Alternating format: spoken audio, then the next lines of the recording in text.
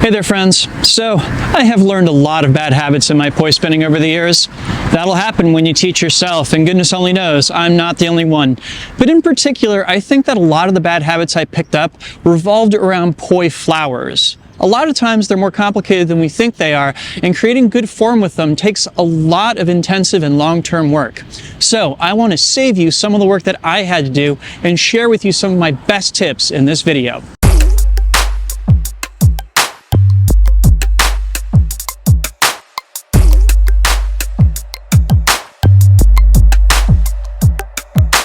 Drex here from Drex Factor Poi, sharing with you the love of poi spinning and flow arts to benefit your body and brain. And today I'm going to give you my 5 best tips for improving your poi flowers. But before we dive in, I just want to give a quick shout out to the friends of the channel. Big thanks to Dark Monk, Fire Mecca, Flow Fests, Flow Toys, Juggling Calling, Pyroterra Light Toys, Spin Balls, and Ultra Poi for helping to make the videos on this channel possible. You can learn more about all these awesome companies and the work that they're doing to support flow artists like yourself by checking out the links down in the description of this video. And special thanks to the non-business friend of the channel, Becca Becklinen. Thank you so very much for supporting my channel, my work, and my mission.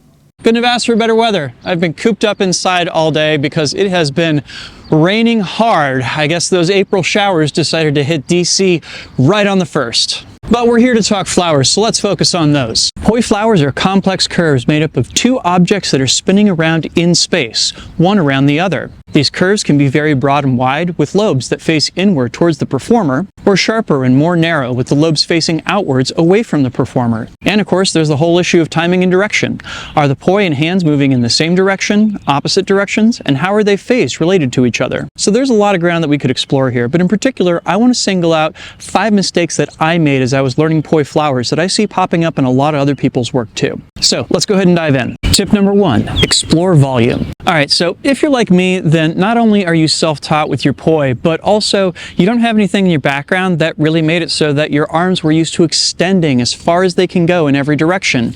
And unless I'm mistaken, this also means that you perform your flowers with little T-Rex arms, and well, you're not really getting the impact out of them that you could. I know that it's a little bit of a flex, and especially if you're practicing indoors, because you don't always have the room to do it this way.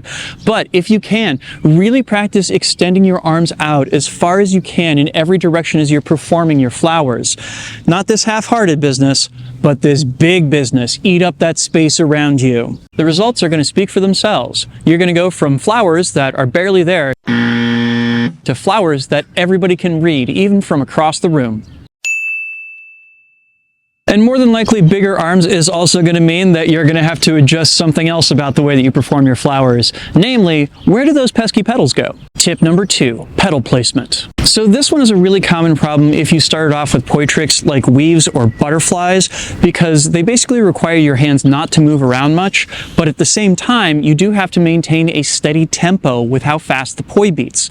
And this becomes a problem when you switch to doing flowers because you're used to keeping your poi spinning at that same rate, regardless of whether it's appropriate to the flower or not. So the solution here is to realize that poi flowers are a completely different beast and start off by learning your extensions.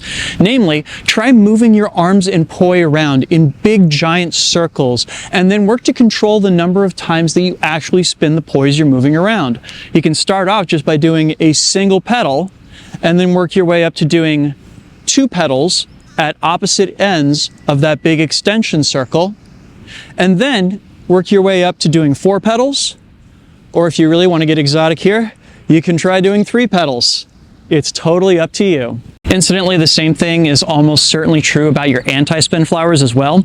Depending upon how you learn them, you may find yourself inching your hands along in an attempt to try and keep the beat of the poi consistent, or you might be doing that thing where you're moving between petals in such a way that 2 petals are kind of swallowed up into each other, like so. For anti-spin flowers, I really do think that the best way to go about it is to learn them via linear isolations. When you're thinking of it more as being a stall down or a stall up as you're going across the center of the pattern, that makes it way easier to spot where those petals are going to be when you finally expand your hand out to a full path for a flower. If you're curious about the technique for learning how to do this, I have several videos that are done on the topic. I will go ahead and link to one of them down in the description as well as up in the card cards if you're watching on YouTube. Learning to clearly define where you want those petals to go is going to make a huge difference in terms of how these patterns read. If you're used to seeing just a gobbledygook of different loops when you try to create footage or photographs around these, goodness, this is going to fix you right up. And of course, now that you've got your petals placed properly, the next step is we're going to make sure that your arms are actually getting all the lift they need in order to make those petals pop.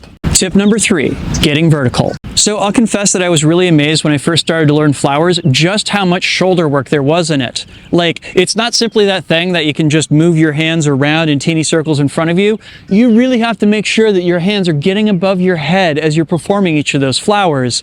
And, well, I definitely needed some conditioning in order to get there. See, even when I was actually reaching far to either side with my flowers and getting my petal placement right, I was still doing this thing where the hand that was going across the top of the flower would get to maybe eye level at best. I really wasn't used to having to reach high and above my head in order to really make these patterns pop. That took a little bit of work. So I will just say that one of the steps here is that you definitely have to learn how to get your shoulders used to doing that kind of high intensity work. One of my favorite exercises to do this is to actually practice just doing shoulder lifts over and over again with my arms straight out to the sides, switching to bending my elbows back and forth, and then just opening and closing my hands with them pointing straight up towards the sky. I'll do 8 sets of 8 for each in order to just get my shoulders used to being engaged for that long. It's going to burn at first, but you'll thank me for this in the long run. And the difference this makes is huge. Again, look at the top part of these petals when I'm just going past my eyeballs. And then look for when I'm actually stretching here. What a difference. All right, so for this next one, I'm going to have to get hyper specific because there is one timing and direction mode with flowers that always and still sometimes drives me crazy. We're going to dive into what happens in split time opposites. Tip number 4, crossing the streams. So this is actually just a problem that pops up with human anatomy in general. As it turns out, whenever we're going across our center, if we keep our hands even with our shoulders, there's a little bit of horizontal width between them. And of course, the default that happens as a result of that is we wind up in a place where the top and bottom part of our split time opposites flowers are displaced just a little bit horizontally. One of those things that I try and get my students to do very, very frequently is just hang out in split time opposites with one hand up and one hand down in order to get down their flowers. And the problem is, when you have your hands displaced to either side, it doesn't look as cleanly as when you get them perfectly along the same line. Nick Woolsey actually teaches a fantastic exercise for this. Namely, you find yourself a door jamb and you practice going from having your hands together at the side to making contact at the door jamb right on your body center. More than likely, you're going to find that one hand gets there before the other, and you're going to have to do some adjusting in order to figure out how to make them arrive at exactly the same time. But the results are easy enough to be read by everybody. Once you get your hands to cross your center line at exactly the same time, it cleans up the pattern like you wouldn't believe for both you and your audience. All right, so we've talked about the placement of petals, we've talked about a ridiculously specific quirk of timing and direction, and we have talked about making sure that we're getting big and wide with our arms. So what's left? Well, we have to learn how to do it both forwards as well as backwards. Trick number 5, learn it both ways. Yeah, I know, we're all so enthusiastic about learning our flowers that very frequently we forget that there is both a forwards as well as a backwards to each of them. And, well, we never get true freedom of movement without it, and freedom of movement is one of the reasons that you learn flowers to begin with. And let's face it, as much of a drag as it is, when we get to the point where we can do our flowers in both directions, it also gets us to a place where we can spin with them, where we can switch direction on them when we want to. It also just makes the timing and direction changes much easier when we get around to doing them. Really, it's just a good idea overall. And again, I know this is a bummer, but as you're learning every timing and direction mode with your poi, it does help to learn how to do the opposite direction at the same time too. Goodness, it can be confusing, but hey, why not do all of the work at the same time rather than splitting it up into 2 parts? That might take you longer, and in the long run, might mean that you favor one side over the other. Either way, this is just a good practice to adopt. If we're already in a place where we're trying to learn all of the things, why not learn all of the things? It's just going to make you a better poi spinner in the end. So clearly we are just scratching the surface here. There is so much more out there to learn about Poi Flowers, and if you want to go further down the rabbit hole, you're in luck, because that is the topic of the Flow Circle for this month. The Flow Circle is an exclusive lesson that is available only to my Patreon subscribers.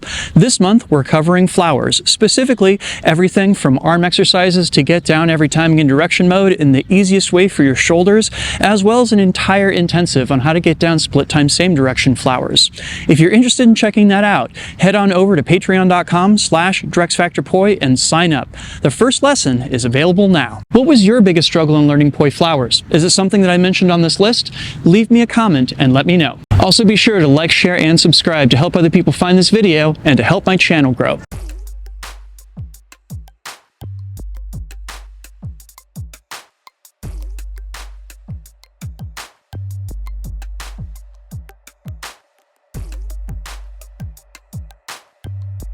This video would not be possible if it were not for my amazing supporters on Patreon. In particular, I'd love to give a shout out to my Flow patrons who are listed on screen right now.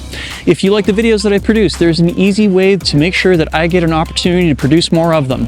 Head on over to Patreon at patreon.com/DrexFactorPoi and sign up. You can get access to a whole host of awesome rewards, and even better than that, you'll be helping me out in my mission to bring poi spinning and flow arts to the whole wide world. So go check that out, please and thank you. And if you enjoyed these tips on how to do Poi Flowers, you might also enjoy the video that I uploaded teaching how to do Poi Flowers in only 30 minutes. I will go ahead and link to that down in the description as well as up on screen. Thanks so much for watching. Make sure to get out and flow today, and I'll see you with a new video real soon. Take care now. Peace.